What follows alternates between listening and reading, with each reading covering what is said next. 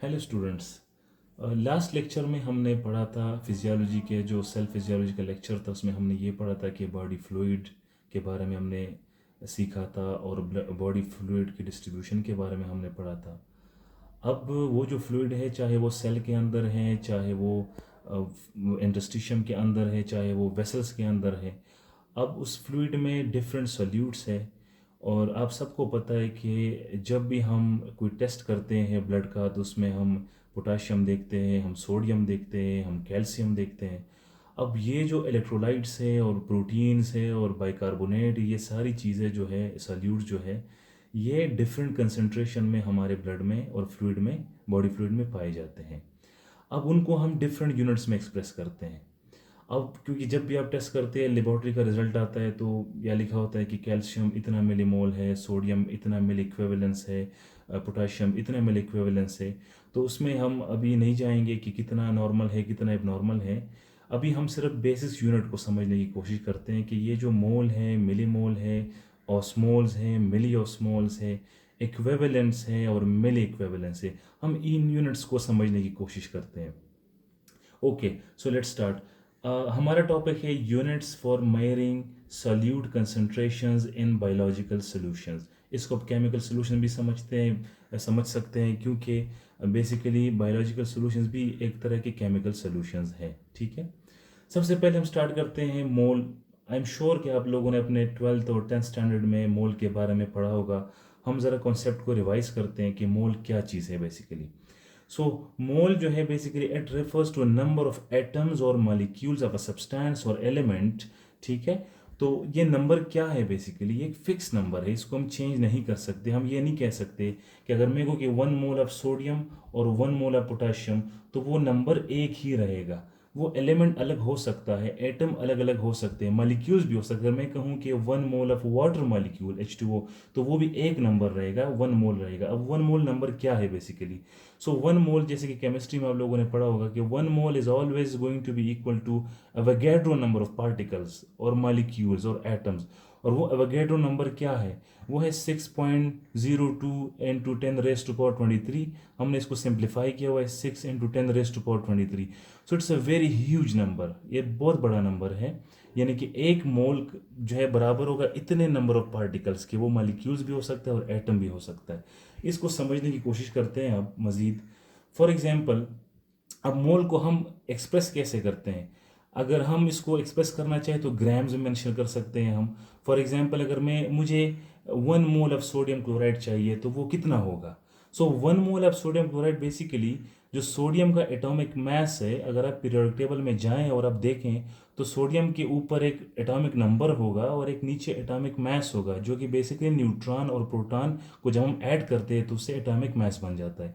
तो इसमें देखें कि सोडियम का मास है 23, क्लोराइड का मास है 35.5। इसको हमने राउंड ऑफ किया है और ये 60 ग्राम बन रहा है। तो ये जो 60, इस बेसिकली ये मास बेसिकली ग्राम में नहीं होता, ये नंबर है न्यूट्रॉन और प्रोटॉन का। लेकिन हमने, अगर जब हम इसको ग्राम में मेंशन करेंगे, तो ये 1 मोल के बराबर होगा। तो अगर हम ये चाहते हैं कि हमें 1 मोल सोडियम क्लोराइड या टेबल सॉल्ट चाहिए, नमक चाहिए, तो वो बेसिकली अब जब भी, ये हमने स्केल बनाई हुई यहाँ पे, इसमें आप देख सकते हैं कि जब हमने यहाँ पे ये सॉल्ट रखा है, ये ब्लैक डॉट जो शो कर रहे हैं सोडियम क्लोराइड को शो कर रहे हैं, तो इसका मतलब है कि ये 60 ग्राम जब भी होगा, इसका वेट बराबर होगा, तो ये 1 मोल के बराबर होगा। So we have taken actually 1 mole of table salt. ठीक है, अब हम इसको एक सोल्यूशन बनाते हैं इसका और एक सॉल्वेंट में इसको डालते हैं। अब ये जो हमारे पास यहाँ पे एक कंटेनर है जिसमें हमने गैजिंग की हुई है, आप ये देखिए ग्रेजुएटेड है, तो 1 लीटर यहाँ तक है और ये 0.5 लीटर है। अब हम करते क्या है कि इसमें पहले हम सॉल्ट ऐड करते हैं। हमने सॉल्ट ऐड किया, ये नीचे ये सॉल्ट ऐड हुआ हुआ है। ठीक है, अब इसमें हम वाटर ऐड करते हैं। हम इसमें कितना वाटर ऐड करते हैं? हम इसमें इतना वाटर ऐड करते हैं कि ये पूरा यहाँ 1 लीटर तक पहुंच जाए।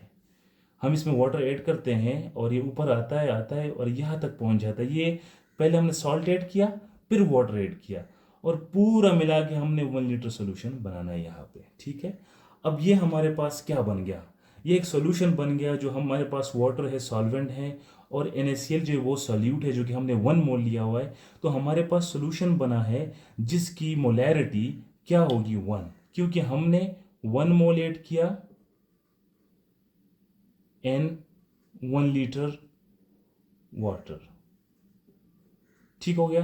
तो ये हमारे पास क्या बन गया, it is a solution of sodium chloride in water जिसकी मोलैरिटी है 1। ये नीचे देखिए, ये मोलैरिटी को शो कर रहा है, जिसकी मोलैरिटी है, इट इज स्ट्रेंथ इसकी क्या होगी 1, बिग एम जो है वो मोलैरिटी को शो करता है। ठीक है। अब दूसरी साइड पे आप देख ले तो चूंकि मोलैरिटी हमने डिस्कस कर ली, तो इसके साथ ये होना चाहिए कि हम मोलैरिटी को भी समझे, जो कि एक टर्म है हम यूज करते हैं डिफरेंट कंसंट्रेशन के लिए। अब मोलैरिटी और मोलैरिटी में क्या फर्क है, अगेन हम क्या करते हैं कि इस दफ़ा हम थोड़ा सा इसको डिफरेंट करते हैं। हम एक कंटेनर लेते हैं और उसमें हम वाटर डालते हैं और उस वाटर का हम वज़न निकालते हैं, इसको वे करते हैं, जिसका वज़न निकलता है 1 kg। ठीक है। तो इसका मतलब ये हो कि यहाँ पे हम वॉल्यूम की बात कर रहे हैं, लीटर की, और यहाँ पे हम बात कर रहे हैं मैस की, वेट की बात कर रहे हैं। सो यहाँ पे हमने इस वाटर का मैस लिया 1 kg, हमने पानी लिया और उसके बाद हमने इसमें सोडियम क्लोराइड ऐड किया। ठीक है।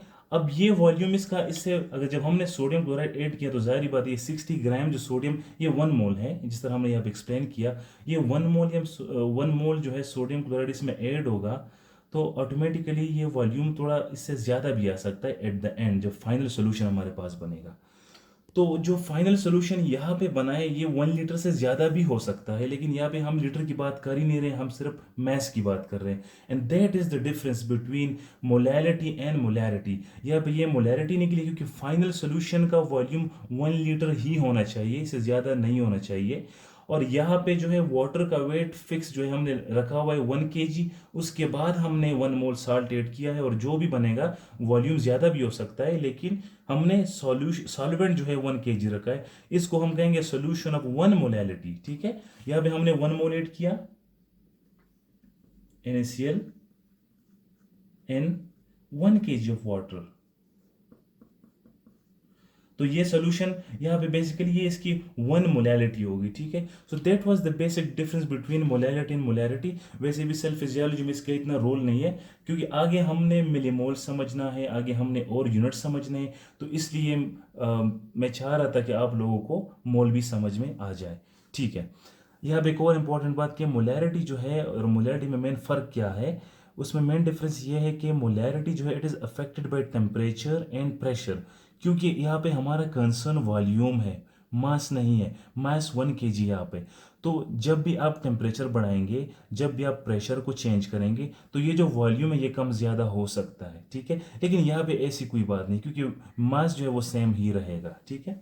Okay, now let's talk about millimole. अभी हम फिजियोलॉजी में हमें मिलीमोल की ज़्यादा ज़रूरत पड़ती है एज कम्पेयर टू मोल, ये सिर्फ बेसिक कॉन्सेप्ट के लिए था। अब मिलीमोल क्या चीज़ है, इसकी हमें ज़रूरत क्यों पड़ती है। ठीक है। एज यू ऑल नो कि ये नंबर जो था वोगैड्रो, ये बहुत बड़ा नंबर है, लेकिन हमारे बॉडी में जो सोल्यूशन में जो बायोलॉजिकल सॉल्यूशंस हैं, जिसमें सोडियम क्लोराइड, ये सारे इलेक्ट्रोलाइट्स या डिफरेंट आयंस हैं, वो बहुत ज़्यादा कम कंसंट्रेशन में होते हैं, और इसी वजह से हम इतना बड़ा यूनिट यूज़ नहीं कर सकते। इसकी एग्जांपल आप यूँ समझ ले, अगर मैं ये कहूँ कि इस छोटी सी लाइन को मैं मीटर में मेजर करना चाहूँ, तो ये कुछ इस तरह आ सकता है, 0.00 मीटर इस तरह कुछ आ सकता है, या 0.0 मीटर आ सकता है। तो ये मुश्किल हो जाता है हमारे लिए, और इसीलिए फिर बायोलॉजिस्ट ने और जो है केमिस्ट ने, उन्होंने क्या किया कि हमारे पास इन्होंने एक और यूनिट्स हमें दे दी कि आप मिलीमोल यूज़ करेंगे हम, ताकि हमें आसानी हो कैलकुलेशन में। जिस तरह आप देखें डिफरेंट मेडिसिन मिलीग्राम में होती है, 2 मिलीग्राम की टैबलेट होती है, 4 मिलीग्राम की, वो ग्राम में हम नहीं मेंशन करते, एक्सप्रेस नहीं करते, क्योंकि वो फिर काफ़ी मुश्किल हो जाएगा हमारे लिए। सो मिलीमोल क्या चीज़ है। मिलीमोल बेसिकली, अगर हम मोल का जो है 1/1000 पार्ट्स लेंगे, तो वो बेसिकली 1 मिलीमोल बन जाएगा। क्योंकि आप लोग को पता है कि मिली ये कहाँ से निकला है, जिस तरह किलोमीटर होता है, जिस तरह सेंटीमीटर होता है, इसी तरह मिलीमीटर होता है। तो यहाँ भी ये मिली जो है बेसिकली प्रीफिक्स है। तो ये मिली जब भी लगाते हैं, इसका मतलब होगा 10⁻³ या 1/1000 ये बनेगा। ठीक है।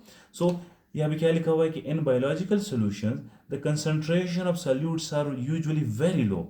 ठीक है, काफ़ी कम कंसंट्रेशन होती है, and that is why we express solutes in millimoles और मिलीमोल्स पर लीटर, जिस तरह यहाँ पे मोल पर लीटर था। ठीक है।